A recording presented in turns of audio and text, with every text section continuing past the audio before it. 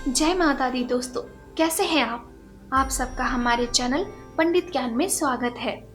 स्वर्ग तक सीढ़ी रावण ने यहाँ बनाई थी। स्वर्ग की सीढ़ी भारत में आज भी है मौजूद। दोस्तों, अगर आप प्रभु श्री राम पर विश्वास करते हैं तो आपको रावण पर भी विश्वास करना ही पड़ेगा। रावण एक महान पंडित था और उसके पास कई अद्भुत शक्तियां भी थी। रावण पूरी असुर जाति का उद्धार करना चाहता था और ये रावण का सपना था कि वो धरती से लेकर स्वर्ग तक के लिए एक ऐसी सीढ़ी बनाए जिससे कि सभी असुर सीधे स्वर्ग लोक तक पहुंच सके। किसी भी असुर को स्वर्ग जाने के लिए पुण्य प्रतापों की जरूरत ना पड़े। रावण की ये इच्छा रामायण में वर्णित है। रावण ने कहाँ बनाई थी ये स्वर्ग की सीढ़ी? भारत के कौन से गांव में ये आज भी मौजूद है? ये बात है रामायण काल की, यानी कि त्रेता युग की। एक दिन बैठे बैठे रावण के मन में विचार आया कि क्यों ना एक ऐसी सीढ़ी बनाई जाए जिससे बिना किसी पुण्य प्रताप के स्वर्ग तक आसानी से पहुंचा जा सके, ताकि सभी असुरों को सशरीर स्वर्ग लोक में प्रवेश मिल जाए। और फिर क्या था, रावण ने स्वर्ग तक सीढ़ी बनाने का निश्चय कर लिया। हिमालय प्रदेश के सिरमौर जिले के पहाड़ से 7 किलोमीटर दूरी पर भगवान शिव का एक मंदिर है, जिसे पौड़ी वाला मंदिर भी कहा जाता है। यह शिवधाम पौड़ी वाला मंदिर के नाम से प्रसिद्ध है। मान्यता है कि रावण ने स्वर्ग तक जाने के लिए जो सीढ़ी बनाई थी उसकी शुरुआत इसी मंदिर से की थी।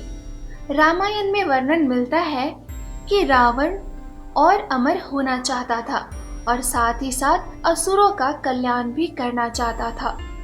और इसी चाह में रावण ने सालों तक इसी जगह पर बैठकर भगवान शिव की घोर तपस्या भी की। रावण की कठोर तपस्या से प्रसन्न होकर भगवान शिव ने उसे दर्शन दिया और उसे वरदान मांगने को कहा। तब रावण ने शिव जी से अमरता का वरदान मांगा और कहा कि वो स्वर्ग तक की सीढ़ी बनाना चाहता है। उसे इस बात का भी वरदान मिले कि वो सीढ़ी जल्द ही बन जाए। भगवान शिव ने रावण की इच्छा पूरी करने के लिए कहा कि तुम्हें एक शर्त पूरी करनी होगी। शिव जी बोले, अगर रावण एक ही दिन में 5 पौड़ियों का निर्माण कर देगा तो वो अमर हो जाएगा और स्वर्ग तक की सीढ़ी भी बनकर तैयार हो जाएगी। शिव जी के कहने पर रावण ने उनके कहे अनुसार पौड़ियों का निर्माण करना शुरू कर दिया। रावण ने पहली पौड़ी बनाई हरिद्वार में, जिसे हर की पौड़ी के नाम से जाना जाता है। दूसरी पौड़ी का निर्माण रावण ने किया हिमाचल प्रदेश के इस पौड़ी वाले मंदिर में।